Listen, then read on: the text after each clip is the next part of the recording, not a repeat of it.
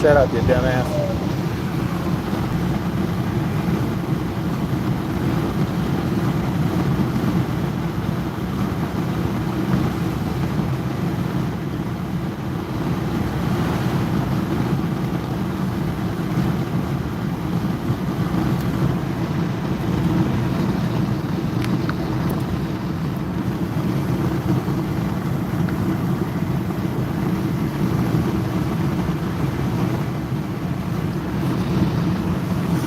Get out of here, loser.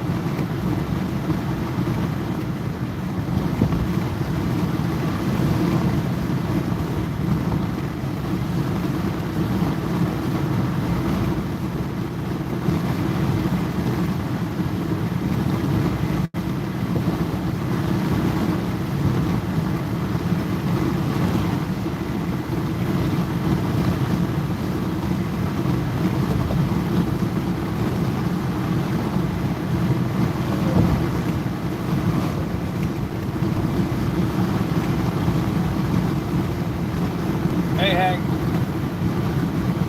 How you doing?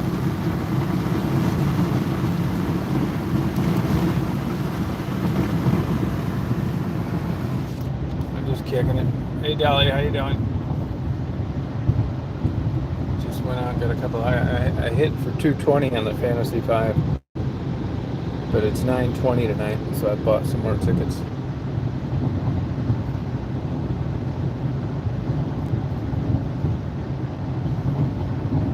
Just kicking it. We got some good rainstorms today. I'm uploading them now. It takes a while though. Yeah, I mean it's no big deal, but it's better than nothing. And I also got 30 free tickets.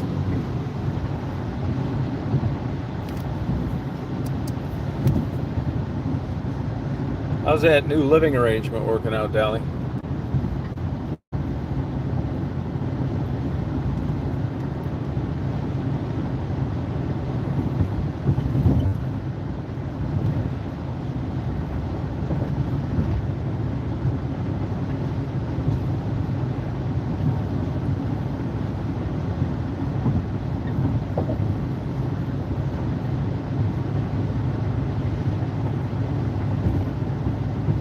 Oh, good. I mean, is it like on 1 to 10, where 10's the best? Where is it?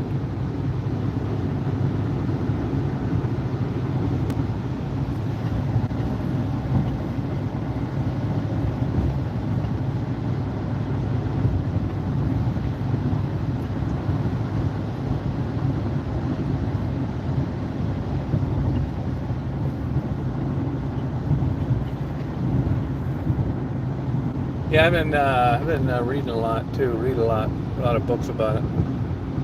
It's pretty interesting. It's crazy how dedicated those people are, especially the people that want to play in a symphony. Most of them have other full-time jobs. Symphonies are non-profits that are basically supported by rich people. They're always in the hole, and it's insane the amount of hours you have to play to and be good enough to play in a symphony for peanuts.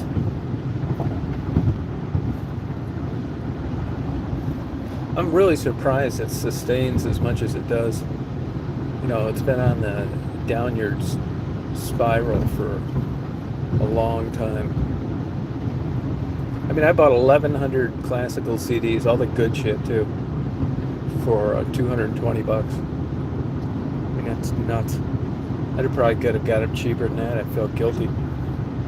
If you go on, eBay or something, they're like that all day long. You can get like the complete Mozart set.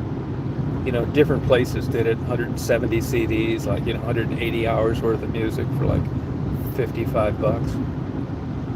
It's crazy. I mean, really, it's nuts. Actually, a lot of times the cases, the clear CD cases, are worth more than the music on those bulk deals. People actually buy lots of them and throw away the music because they want the cases.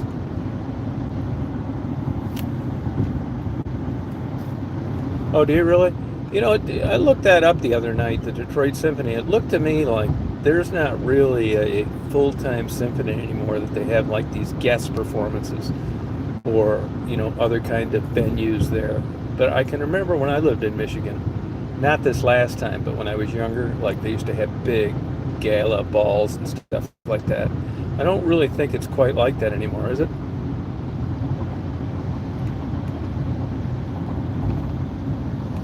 For other CDs, store other CDs.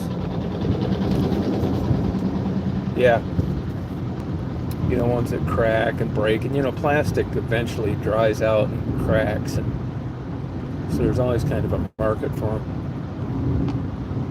But Kid Rock CD is, yeah,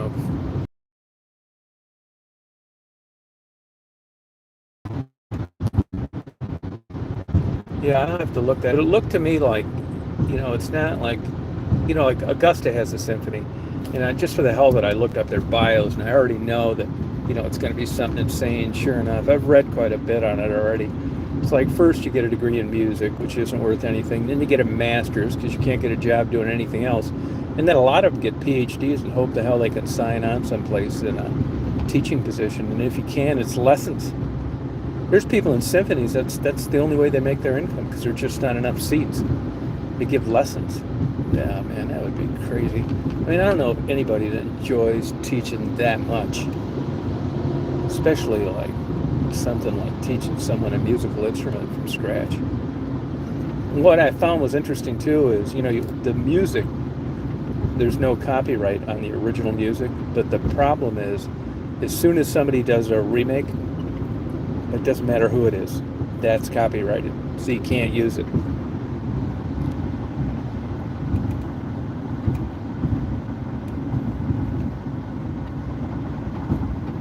Oh yeah, yep.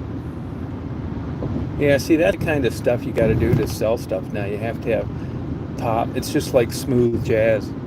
if you don't have some like light music like you'd hear in a dentist or a doctor's office, you're going to go tits up too. When I was in Chicago, a lot of those famous blues people were from there, and all their blues bars went out of business. And you go down to Clarksville, Mississippi, which is supposed to be home of the blues, if you don't get murdered while you're there, those places are constantly going out of business. I mean, it's just, you look at Laith El-Sadi. I know him actually from Ann Arbor. I mean, he can't fill a 10-seat bar now, and he took second thing on The Voice, second place. And there's another guy, Boogie Long. Now, he dropped out of school at 14. I see him on TikTok. I don't see him on YouTube. And he does this improv stuff of like all sorts of other artists, which is absolutely fantastic. But he's a blues guy, too. But shit, you can get a top-notch, super famous blues singer to show up someplace for $2,500. No shit.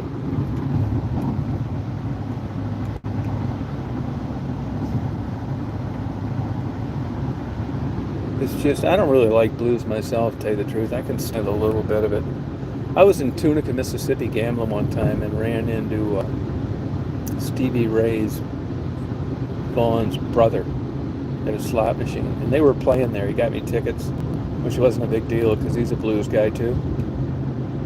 He used to have that band, the Thunderbirds. Super nice guy. He said they were always playing as young kids. But that's a tough thing, blues.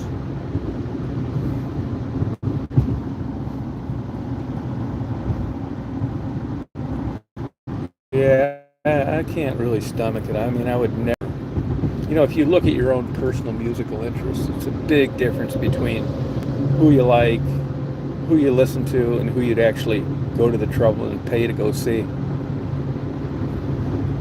I just read a book, Donald Passman, a smart Jew, Harvard Law School grad that was an entertainment lawyer. He still is.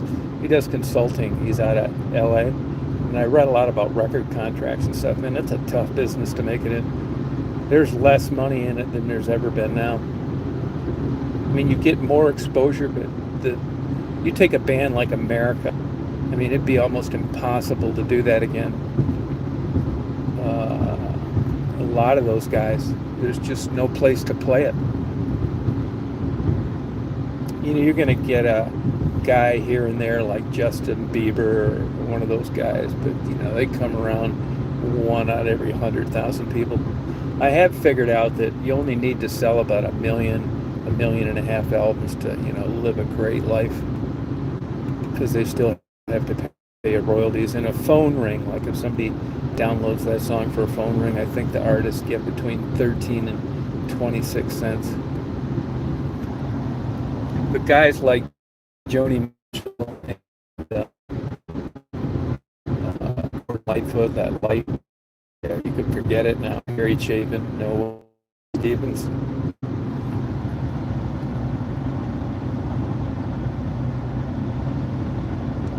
Yeah, Led Zeppelin's great with an orchestra. There's a good YouTube video of the Egyptian Orchestra. It's just fantastic. But, top-notch, like, symphony-level music is like a whole nother world past the people that are making the money. Like, Liberace, Billy Joel, shit, they wouldn't stand a chance of playing in a symphony on a piano. No way. Not even close. None of them. They talk about what a great guitarist Prince was and guys like that. Mark Knopfler, yeah.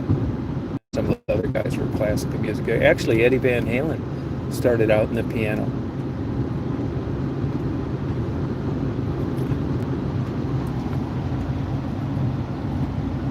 But like B.B. King, those guys, yeah, no way.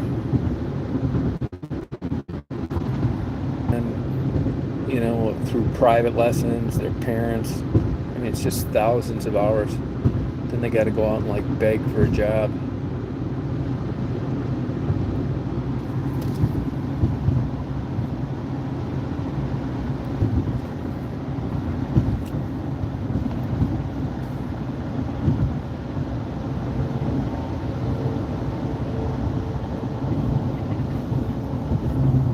Yeah. Yeah, well, a lot of them probably go to like Cranbrook and Interlochen, that kind of thing. Parents were musicians or educated. They had a lot of money here in Downs. It's expensive, man. You look like the violin or the viola or something like that. I mean, I was reading how impossible those are to play. There's no frets. Basically, you get familiar with your own piece of equipment and just figure out where to push the strings. You're not looking at frets or bars.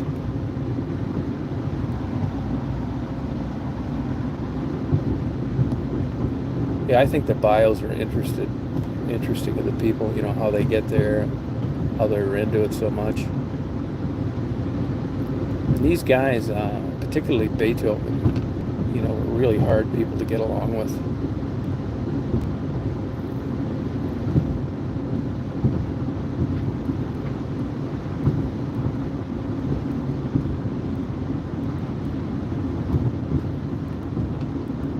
I know those good, professional grade pianos they use like in symphonies are like 220 grand. Their instruments are expensive too. There's something to those period instruments too. The ones that they played on back when the music was written. There's still places doing that, but they don't really seem to sell too well either. Cleveland had just a fantastic symphony freak. They traveled all over the world. They were like really well known. I just ordered the complete box set of the old Vox, VOX, and Turnabout recordings, which were really basic. Back, they weren't making any money on it back then. And back then, those two companies went around to these musicians that were coming up, like Alfred Brindle and guys like that, and just said, hey, we'll give you, $500 to listen to you play. It's like, okay. Well, they ended up being like bare bones analog recordings that, weren't done with the greatest equipment. And they're really worth more than the new stuff now, even though the new stuff sounds better. Because they claim they were just bare, basic, fantastic playing without any enhancement from equipment. It's funny, I bought it off a guy in Great Britain. And it's only taken like 5 days to get shipped here, and it wasn't like a special charge for airmail. I mean, obviously it's going to be on a plane along the way, and I'm supposed to get it tomorrow, which is crazy. And it's his complete set of recordings through Vox and Turnabout. Philips is the high-end stuff, the good stuff. And I think I paid with shipping $78. It's every song that he ever did on the piano. And he's a guy that came from a non-musical family. And even to this day, he says that he can't read music that great. But to actually get to the level he did, not be from that pedigree, is pretty damn impressive. He seems like a gentleman, too. He's still alive. There's a cello player, too. It's excellent. Cello player. He's really good. His name's Yo-Yo Ma.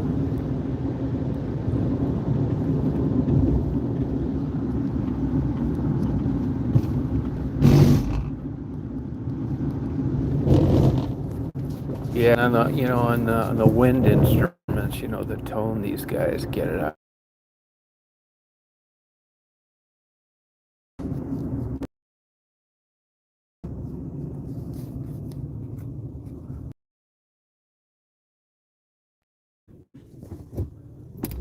Yeah, I don't even remember if we had a band in our high school. I guess we did because they played at football games, but I wasn't like into it at all. There's a lot of stuff like I've gotten into it that way around here, though. I just got bored with everything else. What's this train working on the train tracks tonight? It's kind of weird. I wonder if the gates didn't come down or something. I saw these guys in Union Point earlier. That's that kind of thing where they can drive on the track. Wonder what they're doing. Must be a signal problem.